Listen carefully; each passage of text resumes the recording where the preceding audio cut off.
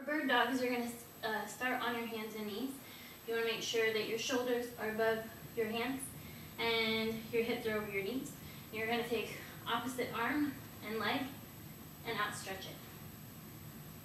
This does require some balance. Make sure to tighten up your abs. If this gets to be too much, you can do a touch